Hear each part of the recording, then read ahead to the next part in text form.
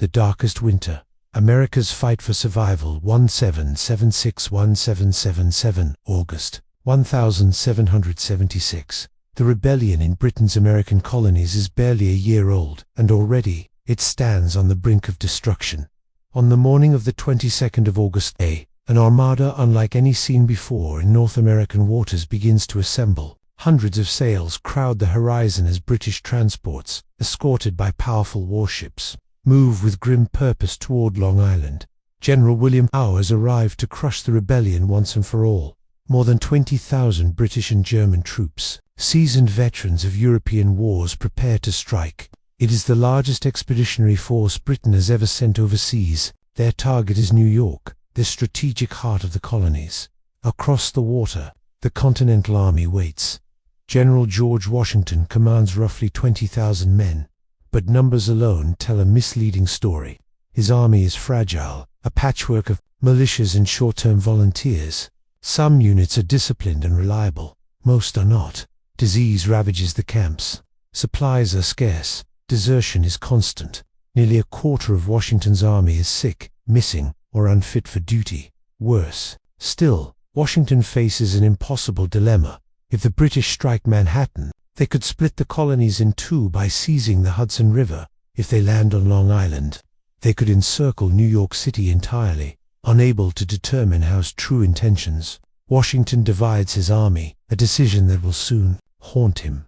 In a trap on Long Island at dawn on the 27th of August, British troops advance through the wooded hills of Long Island. Muskets crackle, cannon thunder. For the first time, American troops face the British Army in open battle. At first, they fight well, but it is an illusion. Unbeknownst to the Americans, Howe has executed a masterstroke. While one force engages the rebels from the front, another, 10,000 strong, marches through an unguarded pass and swings behind the American line. The realization comes too late. Hessian troops surge forward. Panic spreads. Units break and flee. What had been a battle becomes a rout. Only a handful of American regiments hold their ground. Among them, the 1st Maryland Regiment launches a desperate rearguard action, buying precious time for their comrades. To escape, they are almost annihilated. Watching from Brooklyn Heights, Washington is devastated. "Good God," he cries, "what brave fellows I must this day lose." The Battle of Long Island is a catastrophe. American losses exceed 2,000 men. British casualties number only a few hundred. The rebellion appears doomed. A miracle escape trapped against the East River. Washington's army faces annihilation. British ships loom nearby, waiting for the wind to change and seal the Americans' fate.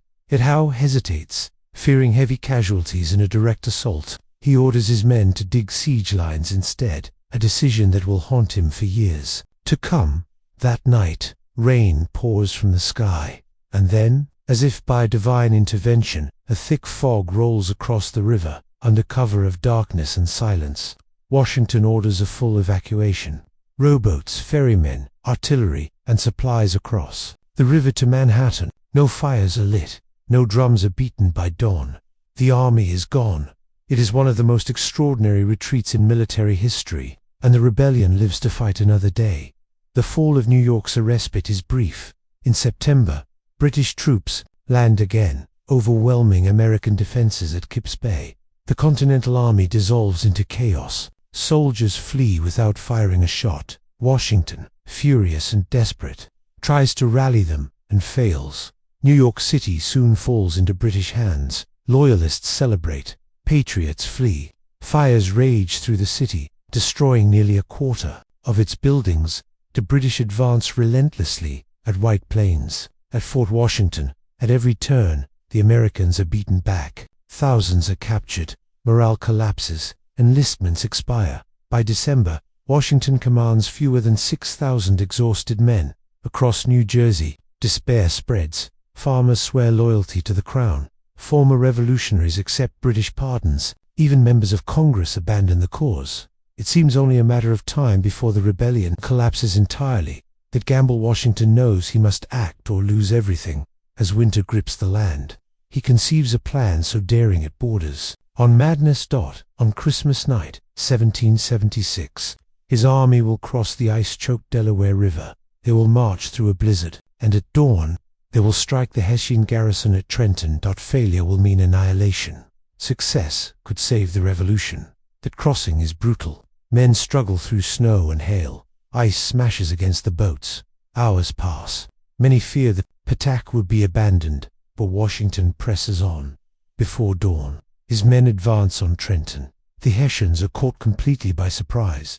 American cannon roar. Infantry charge through the streets. Within an hour, the garrison collapses. Nearly 1,000 Hessian soldiers are captured.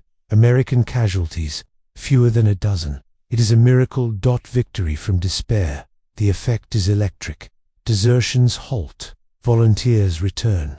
Confidence surges. For the first time in months, the Continental Army believes it can win. British Commander Charles Cornwallis moves swiftly to crush Washington, but is outmaneuvered again. At Princeton, Washington strikes once more, defeating British troops. In another stunning engagement, in the span of 10 days, the rebellion has been transformed. What had seemed a dying cause is suddenly alive. Foreign powers take notice. In Paris and Madrid, ministers watch closely. The possibility of British defeat, once unthinkable, now seems real. The war will no longer be a colonial uprising. It is becoming a global conflict. Conclusion. The winter of 1776 is the revolution's darkest hour and its turning point. Washington has lost battles, cities, and armies. Yet through resilience, audacity, and sheer force of will, he has kept the cause alive. The rebellion has survived its trial by fire, and the struggle for American independence has only just begun.